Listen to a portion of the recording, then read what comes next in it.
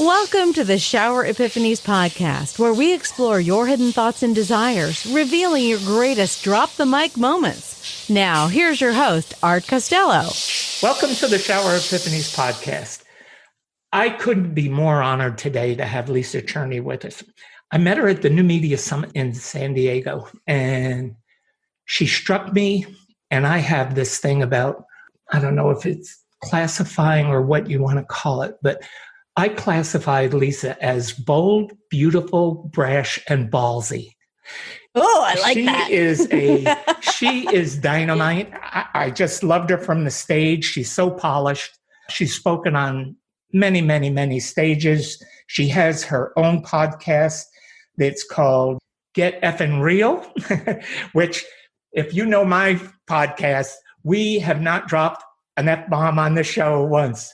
So this is going to be good because I think people need to be who they are and true to themselves. And I think that we're going to have some fun with this today, Lisa. So with that being said, Lisa, can you take us on your journey, your story? I can. And your commenting about the F-bomb really gives me guidance as to where I'm going to start. So I was a junior high young lady sunning myself out in my backyard of my suburbia home in New Jersey for the junior prom. And my dad called me inside and said, I have something I need to share with you. And now I had some vague awareness that my mom went for some testing at the hospital that morning, but it was kind of like, bye, Mom, and I'm going to go outside and, tan myself for the junior prom. So they came home from the hospital. Their faces looked, like something was wrong. And my dad told me that my mom's biopsy came back positive for breast cancer. And at that moment, it was like I grew up in an instant. Like all of a sudden, it wasn't about the junior prom. It wasn't about what my friends were wearing or whether my date was going to match my dress or whatever. It was like my mom could die. I had this awareness of her mortality. I had this awareness that life is short. Just was a complete change of perspective.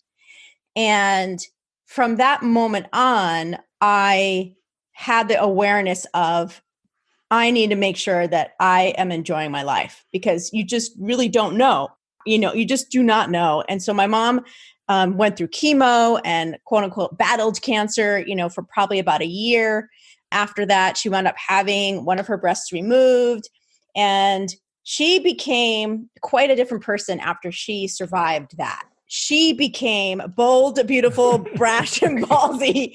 And one of the things that, one of the many things, social constructs and like belief systems and like rigidness that she let go of was around using colorful language.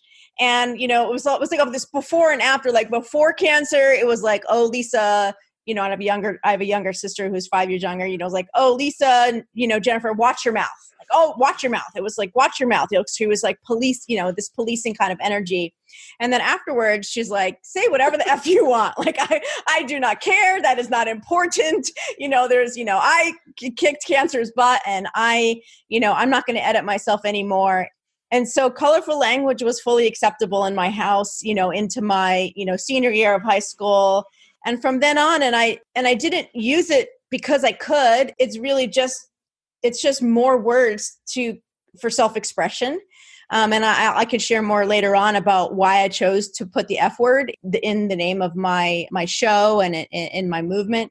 And so that's where it all began. I love it.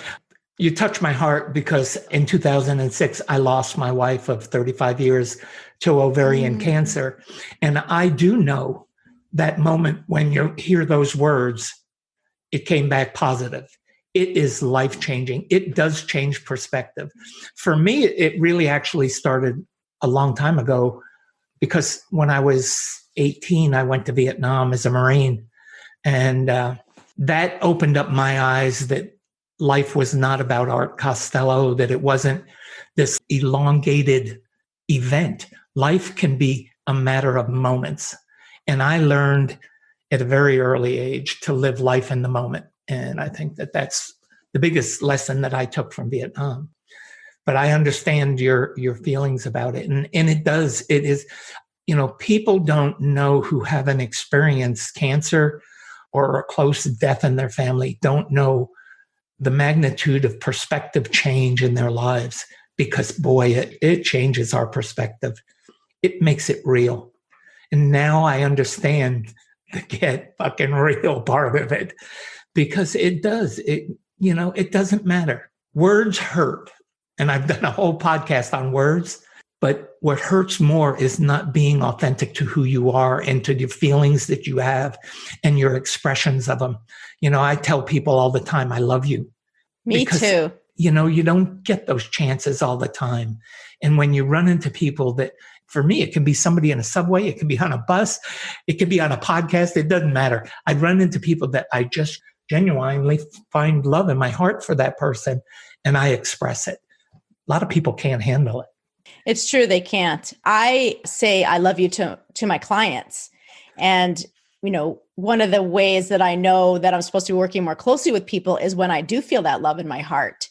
And it genuinely bubbles up for me when we sign off from our calls and I do Voxer and, it's just like, love you. I genuinely love them, their mission, what they're up to, like holding space for them. It's just who I am. So I'm right with you. Can you tell us something about your clients? I mean, I know somewhat about them, but I know that you work with a really successful group of people and help them become even more successful and knock down some of the things that are blocking them from being authentic, genuine. Yeah. Thank you for asking.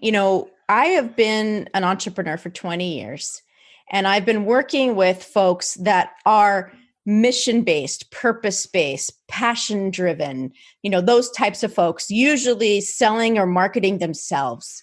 And, 20 years ago, I had a company called Conscious Marketing. And my inclination, without really knowing much about spiritual stuff and law of attraction or any of that, there wasn't any of that around.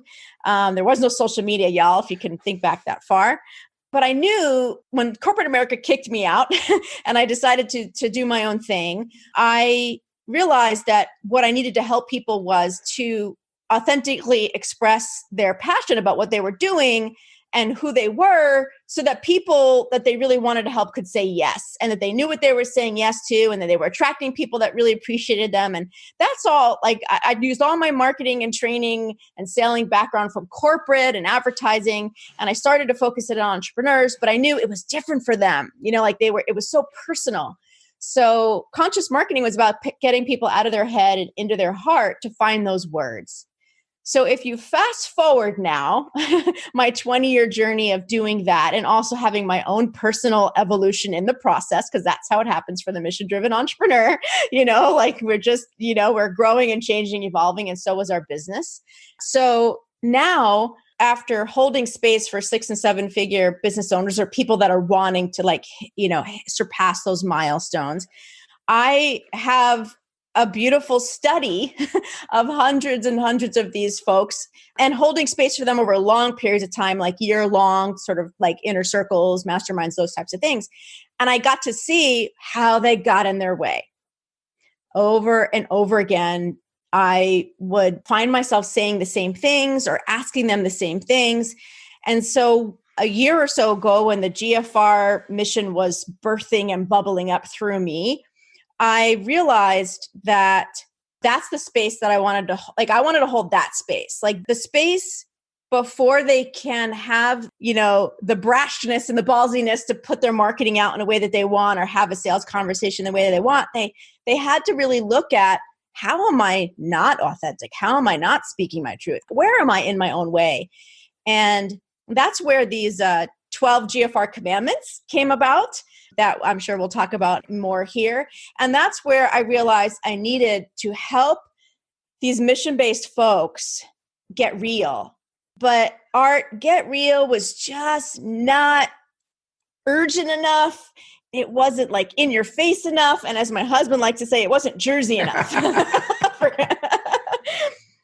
And so that's where I added the F, and it was very intentional. And I even enjoy talking about, using colorful language and beliefs about it, because, I think it just illuminates the authenticity, the kind of edge of authenticity that people are often dancing with. And so my clients are really up for GFRing. They're like, I've done all the things, the systems, the tools, the blueprints, the strategies. Like I bought all those things. I tried it all other people's ways. And, I'm doing my thing, but I'm really not like, I know I'm meant for more. Like I know I'm supposed to be out there in a bigger way, but I'm not. So my ideal client knows that they are undisputably the number one thing that's in their way. They just know. What I really, really find interesting about this, when you were speaking about dropping the F-bomb and using it to your benefit, I went back and I had a vision in my head, because when I was a young mental health counselor at Mercy Hospital in San Diego, we did work, because I was a burly man, a manly man, former Marine. They used to let the patients beat me with the batakas. Do you know what batakas are? Yes. Those padded bats, thingies. And they would, we would go out we had a tennis court at the facility, and we would go out there, and the patient would pick up the bataka. I would try to incite them into start beating on me to get rid of that pent up frustration. What I found interesting about what you just said and about that event was, there was something about it. Once they could say, "Fuck you, Art," and start beating me, they changed. They actually physically started to release. And believe it or not, so many times, in male, female, old, young, it didn't matter. They ended up in my arms crying, just releasing and letting everything out and go. And I would just tell them, it's okay, you can't hurt me, and just keep going. But there's something about dropping the F-bomb that relieves people's inhibition. And I had never even put the two together till you just mentioned that right now. I mean, I knew that it was powerful work that we were doing, but I didn't realize the relationship between the batakas and the F word and the actions of beating on someone and releasing. But what you do is probably get people to release by dropping it and being able to get them to say it and feel comfortable saying it. They drop the facade that they have and they start getting real. Yes. And I love that you put those two things together, because it is such a vivid illumination of the power of colorful language. And it's such a beautiful testimony to the space that you could hold for people, that you did back then and that you do now on your show. And I have had women, particularly women, talk about the liberation of using the word and the sort of empowerment of the word, and like them creating a new relationship to the word is liberating. Like it's, that there may be some negative association with the word. It could be, when they were growing up in a violent household, that was a word, that was thrown around. And so they've always had this, I don't like that word, don't use that word, but now they can use the word, and it could be about their own like activation and their own power. So it's quite an interesting sort of study of that word through this mission that I'm on. Because I was just thinking when you were saying that my adverse reaction to the F-bomb has always been that it was not classy.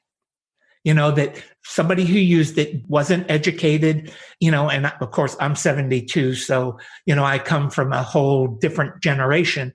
My father used to teach me and used to say, sugar will get you a lot more than spice, and what you say matters, So I grew up with things, but being in the Marine Corps where colorful language was very, very clear, and it was very, done with a lot of intent, but I've always shied away from it. But boy, you're changing my mind today, because if you can help somebody become more authentic and real and let go of those inhibitions and those self-defeating patterns that they create, then my goodness, what work you're doing, it's really powerful.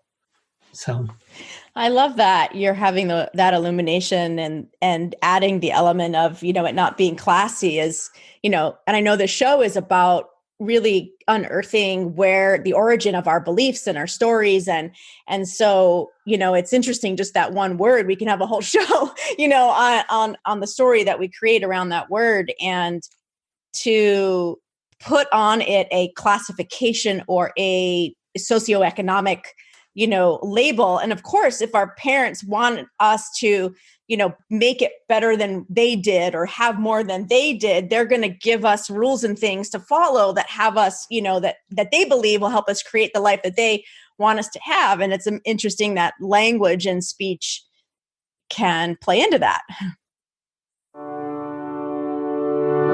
The need to have closure in any given situation is sheer human nature. And when it comes to romantic relationships, this desire skyrockets.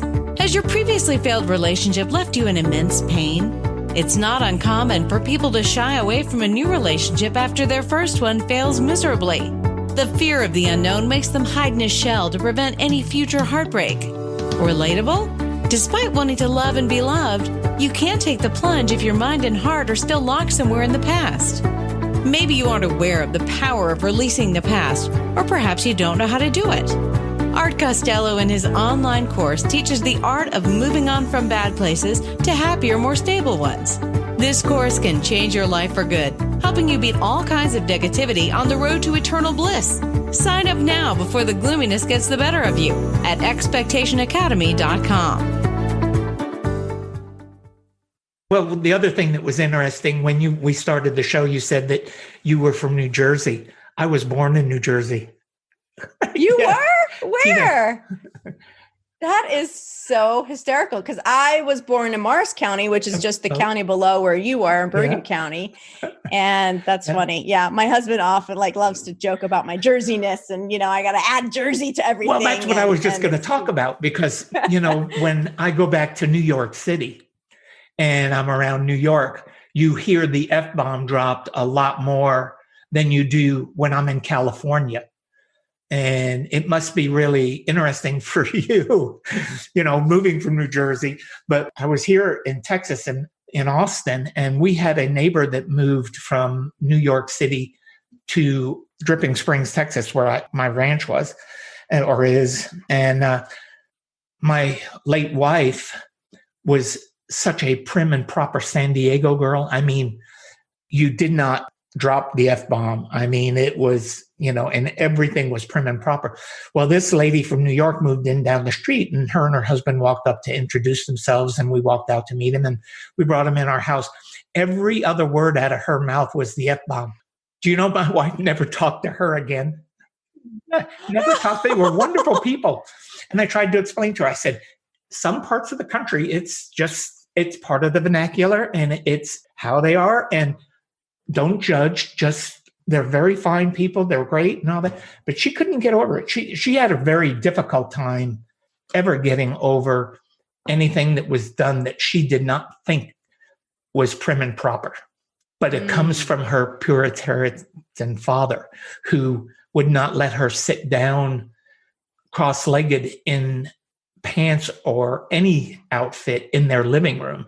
I mean, yeah, it was pretty wild. So anyway, I didn't want to get off on that, but it was interesting, because we do have certain parts of the country where I think because of the population we're just raised different. We're just, there's just different ways, from the northeastern to the southern to the western to the mountain country and all that. And the important thing, I think, is not to judge I agree. people, because I agree. You got to see through all the facade sometimes to get to the real person, because oftentimes they're hurting and oftentimes they're happy.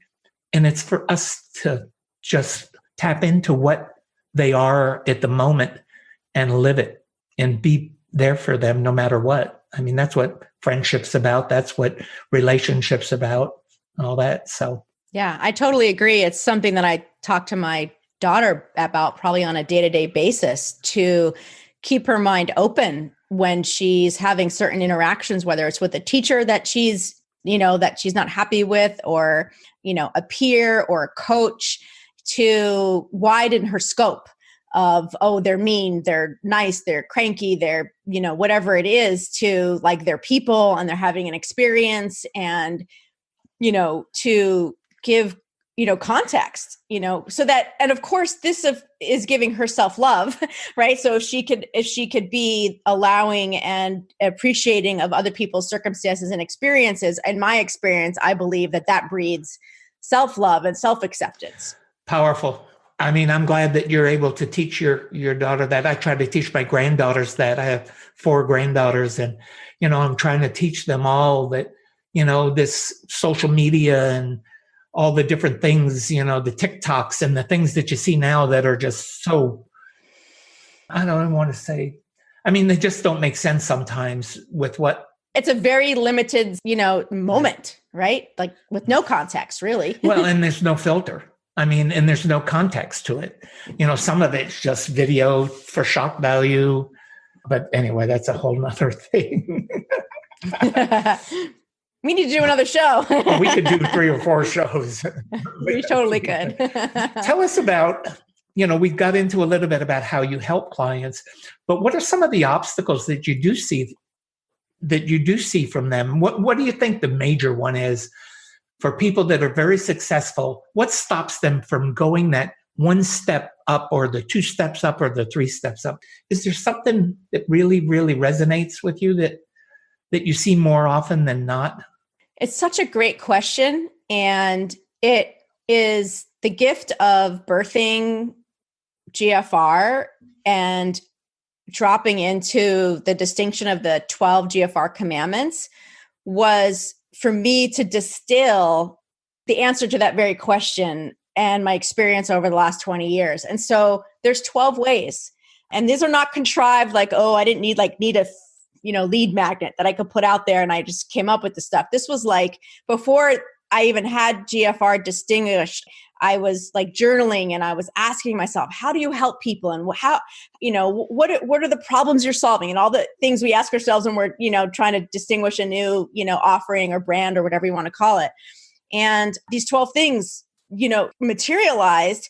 And then for each of the 12 things, I'm a trainer and, I'm always like, how do I get people to get something? And so I created a question for each of them that had people, if they can ask themselves that question, it will help illuminate, like, is that commandment, that's what they're called now, the one that's getting in their way. So there's 12 of these things, Art. Can you share them? Yeah, I'm definitely going to share.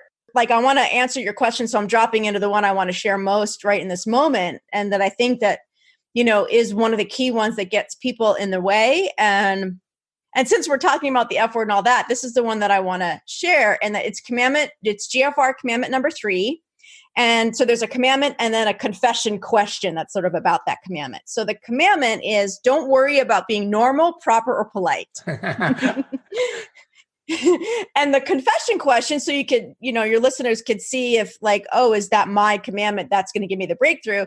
The confession question is, where am I not speaking my truth? Where am I not speaking my truth? And so I find that the idea of people not speaking their truth is so critical for the mission-based business owner, right? And so let me just talk about the sort of the plight of the mission-based business owner that makes them unique is one of the key characteristics is it's personal, right? They're a coach, they're a trainer, they're a therapist, they're a doctor, they're an attorney, they're a realtor, but like the thing that they're putting out there that they're receiving money for is like a part of themselves. It's like, it's part of their heart. It's like something they're called to do. It's their own special twist on it. And they're taking the risk to put it out there as such, and so when it's rejected or it's slowed down or stalled, it just feels so personal. It's like this, and I think our business as a mission-driven business owner is a spiritual journey. It is a spiritual path to, enlightenment, through your business. And so when we, and I'll say we, because I'm that person too, when we're not speaking our truth, and we're worrying about being normal and proper, right? Which you were talking about, or even polite. We're really trying to appeal to the masses in some way, and we're worried about pissing someone off. Like, we are not speaking our truth. And so therefore we're watering down, diminishing, graying out, blurring out, really diluting the thing that we're supposed to be saying, the thing that we're supposed to be holding space for, the thing that we're supposed to be ballsy about in our own way. And then I think that to me is the thing that blocks money, that blocks impact. It just blocks it. So, that's why I was talking about the people that I'm most up for working with right now. Realize, damn, I'm the thing that's in my own way. I bought all the things, and I have all the things, and I know all the things, and I ain't using it, and I don't know why. And so they're up for that exploration. And so I like to call the GFR Commandments the roadmap for getting real. So number 3 is a real juicy one. Yeah, it resonates with me. I mean, it really did. And I had read some of your website and some of your info, and I had seen it, and it had already touched me. But one of the things that I was just thinking about was, I write a lot about expectations. I mean, my book is Expectation Therapy and all those kind of things. What role do you think expectations play in people's reluctance to be who they are? What role does expectation take in their truth? Can you say it again? What role do expectations in people in revealing their truth? Because I have such a unique take on expectations and how they affect us. Yours may be much different than mine is. Yeah. So I would insert the word story for expectation, right? And so what is their story about how something's supposed to go, right? And when they are projecting into the future about how they think something should go, they also have a story about, well, if I do this, then that's going to happen. And if I do that, then that's going to happen. And maybe if I do this, that's going to happen. And oftentimes it has to do with worrying about what people think. Very true. So, and I want to give you a different perspective. Okay, great. I love it. Use, because you will find this very useful, I think, in your work. My theory on expectation is that God planted the seed of expectation in every man, woman, and child. It is solely ours. No one can take it from us. We own it. We live it. The trouble is we let other people's expectations start to develop and form our expectations instead of living to our core expectations. So one of the first things that I think that will help you is get people to identify their core expectations. Because once you do that, and you own them, and you live them, and no one can touch. My 3 are love, compassion, and integrity. Those are my 3 core expectations. They rule my life. You cannot blow me off of anything with even dynamite or a bullet. I will take a bullet for my expectations. I do not compromise them. I have lived the happiest life in the world because I have done that since I was 9 years old. Because when I was 9, I was abandoned and had no one to tell me how to live my life. I had to figure it out on my own. And what I figured out was I am in control of my destiny, my future, and my world. And the way that I did it was that I had core expectations that I was going to live to. And things that happened around me were not for me, or that things that were happening to me were not happening to me. They were happening for me. And they were all meant to teach me lessons. And that's how my life has always gone. And I've done everything I've ever wanted. I've been in the entertainment business. I played minor league baseball. I mean, I've done everything that I've ever wanted in my life because I live to these core expectations. And I always know that everything's going to always work out. It always does. You just have to live it. Where did you get that idea when you were age 9? Funny you should ask. I was so lonely and abandoned that I used to go up to a hill next to our farm. And this farm we had no running water. We had no indoor plumbing, had outhouse. We just barely had electric. It was so filthy and dirty that you wouldn't want to live in it. The house that we lived in New Jersey before we moved to upstate New York was a beautiful place in New Milford, New Jersey, at 447 Ryside Avenue. I remember it was a gorgeous home, beautiful, had everything. And my parents decided to up and move to this farm. And it left me so abandoned. They actually split for a while and everything. But what happened was I was so lost and so depressed that I would go to this hilltop and lay on my back, and I would ask God, what is going to become of me? I wanted to know what was going to become of me. Made this journey many, many times. Finally, one day I was laying on my back and I heard this voice deep inside of me that just said, your job is just to do, just to be faithful, just to be who you are.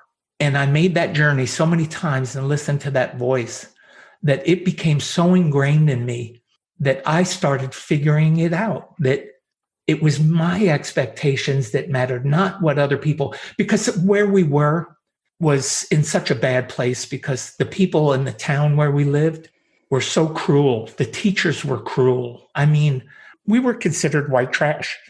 I mean, we were just considered white trash. And it left me with such bad feelings, and I was not. I knew I was better. I knew all these things, that there was something, some greatness waiting for me somewhere. And I just had to live it. So, I mean, that's basically how the story went, you know. It's an amazing story, and it's so self-propagating that it's unusual for it not to be an external influence, but for it to be something that bubbled up from inside you or God or whatever your belief is around that, and that you listened. That bubbled up and that you listened is extraordinary. I had no one else to listen to. I had no one else I had to learn to trust myself. I was literally forced into taking care of myself and my sister, my little sister, because my concern was for her and myself.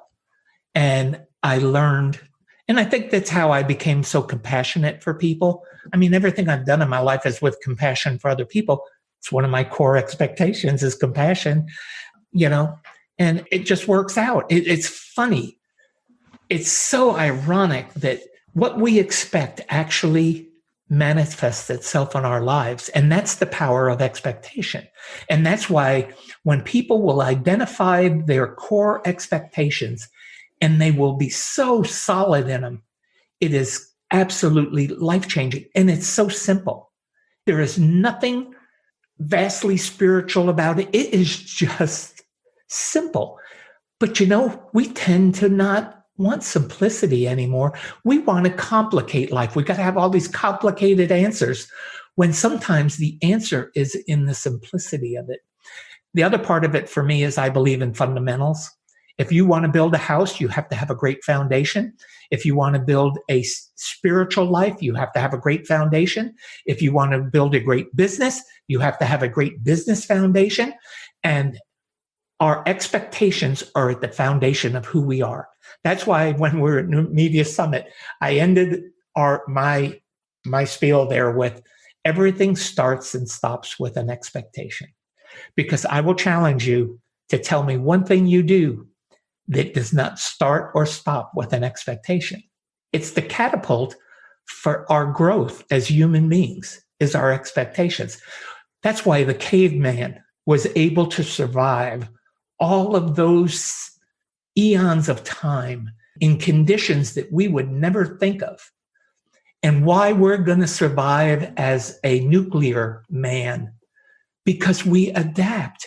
Our expectations are limitless. They abound in this creativity that is just incredible. And we just stop fighting it and just go with it. Be who you are, and your life will just blossom. Amen. Amen. And you, my friend, were just on your soapbox. I sure was. Sorry. Which is no. Okay. So that's sorry. So let's just look at that sorry. So I actually teach when I talk about GFR commandment number 3, don't worry about being normal, proper, polite. I teach about you need to be on your soapbox, and which is your fire in your belly about the thing that you know to be true, that you're here on this planet to help people with. If you are not on your soapbox, you are not tapping into that superpower that you have. Like that makes you unique as a mission, purpose-driven person. right? So you, my friend, I was lighting up because you were on your soapbox unapologetically. And then as soon as I called it a soapbox, you said, sorry, bullshit. That's bullshit. I don't want to steal your right? time. Oh, no. Well, I've already gotten the idea that I need to air this interview on my podcast. So like now, like I feel like we're both sharing and it just feels such a beautiful co-creation. Like I think this in and of itself, even though you're supposed to be interviewing me, could be on my podcast. So I just love it. I love and I love that you have like taken that 9-year-old, the clarity that 9-year-old had and that 9-year-old lived and that saved your sister's life and then went on to, to be a man and go into the military and do all the things that you've done. I love that you have been able to distill it down to something as simple and foundational as expectations. And I love it. It came to fruition for me actually when Vicky passed away on September 16th, 2006. I fell apart again. I was that little 9-year-old lost, lonely boy. And after about a year and a half, 2 years of drinking and being foolish, trying to bury grief and all that stuff, my kids came to me and said, Dad, you promised Mom you weren't going to do this. And wow. You know what I did? I went out onto the lawn of the ranch at 2:00 in the morning and laid on my back. And I looked into the sky and I asked God what was going to become of me again. And I heard the voice and it said, listen, buddy, I've given you all the tools. You just need to use them. And do you know that those words reinvigorated me? And that's how everything became with expectation therapy and the work that I do now. Even though I had been working in the psychology field and done everything I wanted, owned a construction company, did all these things, it brought me full circle to what God's purpose was for me, to change people's lives. And really, that's the mission. That's the mission that I'm on, is that I believe that we all have this seed of expectation in us. And once we learn how to master it and learn how to manage it, I believe that we should teach every child in school how to manage their expectations. Has anyone ever inspired you to discover a happier, healthier, and more fulfilled you? It is a magical experience, isn't it? Inspiration is indeed very powerful, yet it's often undermined. It can lift you from the ground to the sky in no time. Have you ever thought about returning the favor by inspiring the people around you? If you don't think you have it in you, we have good news for you. Art Costello's online course has everything you need to learn to supercharge yourself and shape your character into a powerful personality. Get ready to discover your strengths and unleash the creativity within. Don't believe it? Check it out yourself by signing up for this life-changing course at expectationacademy.com. That's expectationacademy.com.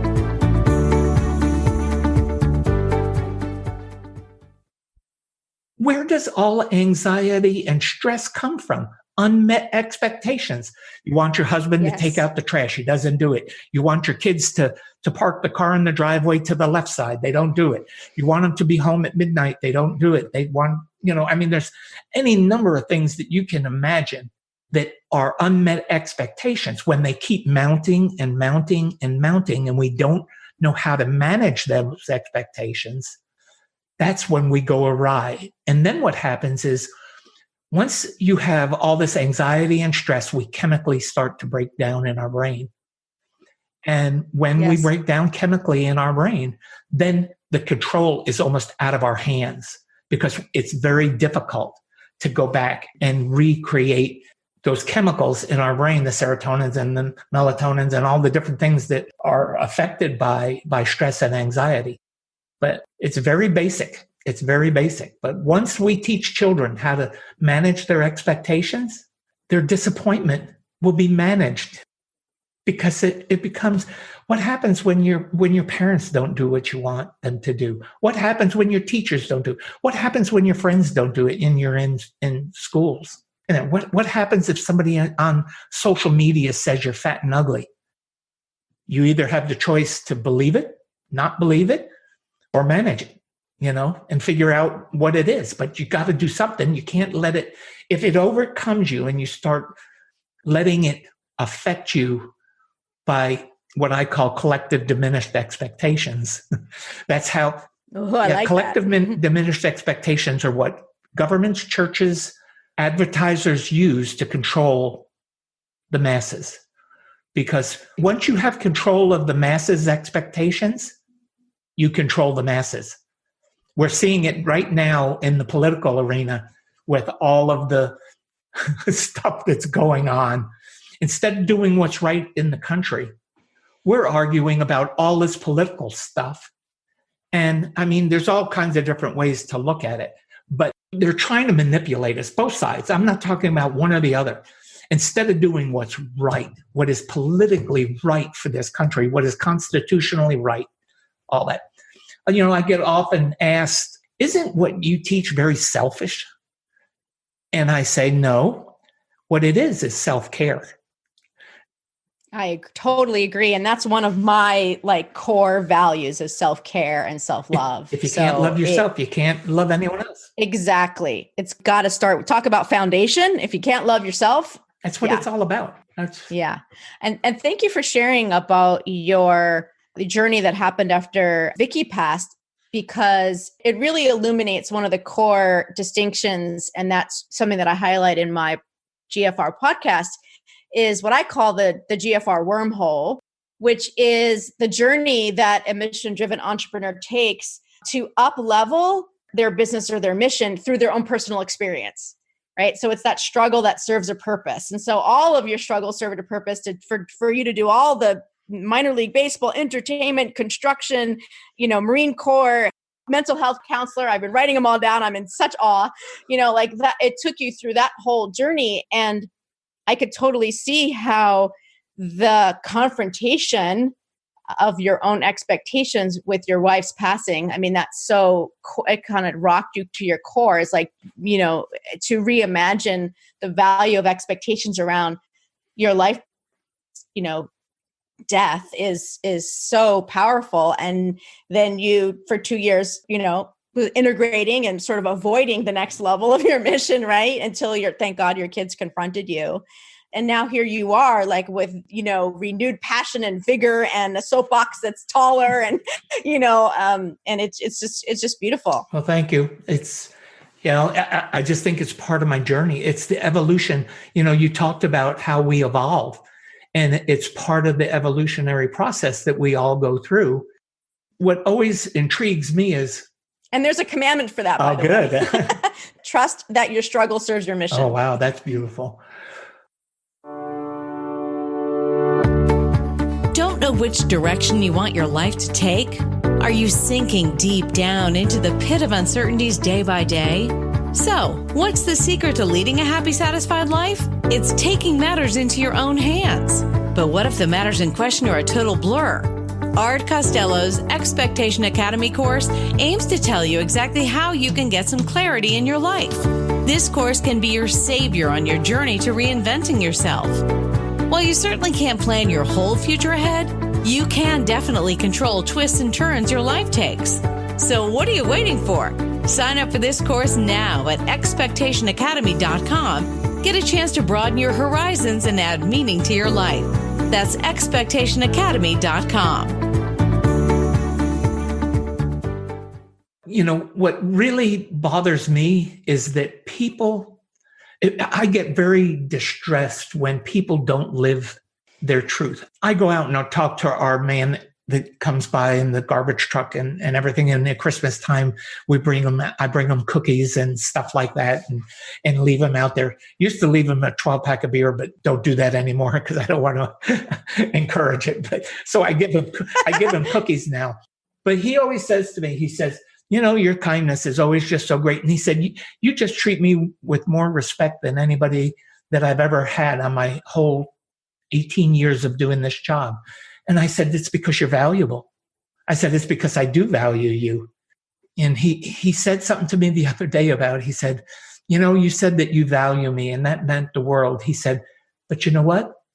I value you. And I said, see how it works? I said, I value you. You value me. That's the way the world is supposed to work. I said, as long as you're doing what you want to do and you're happy and you're fulfilled by what you're doing, I have no problems with it. I said, what would bother me is if you wanted to be a doctor and you were sitting in this truck. And he said, well, I never had that encouragement. And I said, start thinking about what you want to be when you retire from this. I said, because, if you've done 18 years of it, you're getting near your retirement with the city and all that. I said, think about the things that you want to do.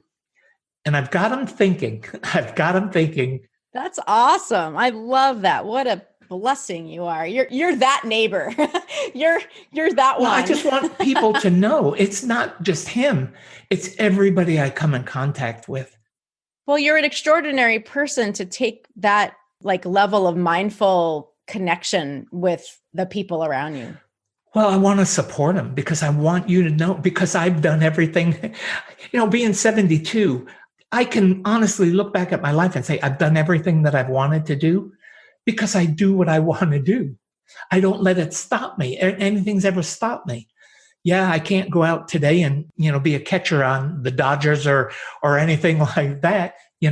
Physically, my strength is probably not where it was, and I couldn't compete. I could still play baseball, but, I want people to know that they can be who they're meant to be. It's identifying it and learning and thinking about who it is. And then don't let anybody stop you from your journey. Yes. And I think that's where we have such a core commonality in our mission. That's what the GFR, movement is about, is to wake up and let's get real about why you ain't doing the things you really want to be doing and how you're getting, how you're in your own way. And let's, Commandment 12 is find where you are holding yourself back and do whatever it takes to get out of your own way. To me, that's if there was just one, that would be the one, yeah. Right? Because it is really holding space for people for that transformation. And, I have a group called the GFR Squad, and it's $20 or $200 for the year. It's just a little skin in the game to have you show up. We do a monthly confession call where we talk about one of the commandments that month, and some people just listen and some people confess. And I just wanted to have something, Art, that anybody could do. Anybody could do $20 a month, nearly anybody could do $20 a month.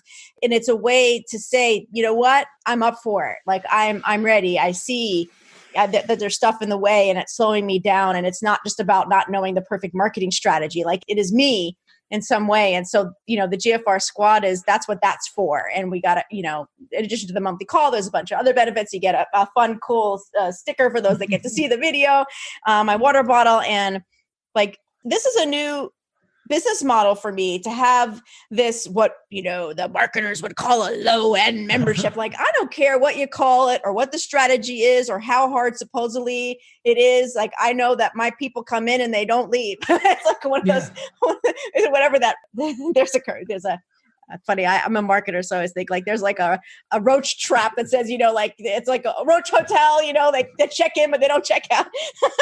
I think that's the GFR Squad is really, it's because the people let their hair down, and it's not about putting up airs, and it's not about being all shiny and bright. It is about being real and having real conversations. So I'm right with you, Art. I don't know that I have different ways of going about it. I wouldn't necessarily feel called to talk to the people that collect my garbage. And I'm really I'm checking myself about that.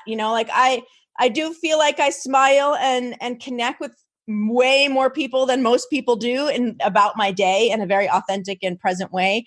And you definitely, I feel go the extra mile, and perhaps I go the extra mile in other ways. I'm sure I go the extra mile in other ways with the mission-based folks that I tend to help. We're all different. We're all different. And that's the beauty of it. Because, if we were all like me, it would be really, you'd see people going straight. It would take forever for the garbage people to get their job done. Yeah, there's a lot of things, but that's what is so great about it. We are unique and we are who we are. And that's the idea about living authentically. Living to who you are is what is important. So, but I want, we're getting near the end of our time, unfortunately, and it went so fast. I know but we're going to do it again. I can tell. But I want you I want you to be able to tell the audience about where they can get a hold of you, how they can get a hold of you. Tell us all the things you're doing, and take as long as you want. Thank you. So we've talked about so much of it. So now it's just how can they do it too? So we talked about the GFR Commandments, and we've talked about 2 or 3 or 4 of them. So I want you to be able to get your own copy. So you would go to gfr.life/12C, as in 1, 2, and then the letter C for commandments. And it's this cool, colorful thing to print out. And I call it the roadmap for getting real. And it's super fun. So go get your copy, see which one. It's not about doing all 12, be all overachievers. It's not that at all. It's reading the confession questions and seeing which one sort of lands with a thunk between your eyes. And that's the one that could probably give you the biggest, very surprising breakthrough in the shortest period of time. So gfr.life/12C for the commandments. And then for that GFR squad that I talked about, that easy entry thing, gfr.life/squad, SQUAD. And would love for you to join me over there. It's where I GFR on a day-to-day basis. I show my underbelly. And I love having a smaller community that are really in this conversation with me. So gfr.life/squad. And then the podcast, my podcast, if you want to hear other wormhole stories, kind of similar in spirit to what Art was sharing about just that one phase of what after Vicky passed away and sort of what he went through, and then how it created his expectation work. We have story after story of people that have really struggled, jail, addiction, debt, trying to commit suicide, all of that, all on purpose, all in service of their mission, and extraordinary stories. And then you get to hear the mess, but then you get to hear all the purpose of the mess. One gentleman, I love this example because it's so straightforward, where his wife passed away suddenly, and he thought he was prepared because he's a finance guy, and you might have met him at the New Media Summit as well. And he realized after she passed suddenly, and he confesses in my show, really what happened and how she died, he realized he wasn't prepared. And so he has a business now called Prepared Fathers. And that would not have happened any other way other than him going through that, really struggle, that's experience. And so the podcast is about inspiration, is about fuel to keep you going, and is about to know that your struggle has a purpose. So if you're needing any of that, please look up the Get Fucking Real show in any of the podcast places, Spotify, Apple, all the things. And get your commandments and join us in the squad, and then we would get to play together. Lisa, I want to thank you for being on the show. And I'm going to encourage my audience. All this information will be in the show notes, and we'll put them out to you so that you can contact Lisa and get real with her. That's what it's all about. Again, Lisa, thank you. I'm honored that you have been on the show. It's really been a pleasure, and I've really enjoyed it. And we'll do it again. We got to do it again. We got to do it again. It's been a blast. Thank you so much. So Heather White, go ahead and take us out of here, and we are done for today. Thank you, everybody, for being on the show. Thanks for listening to the show. Drop us your comments and questions with what you want answered on the show. You can subscribe on iTunes and Binge Network. You can also get more information on the website, expectationtherapy.com.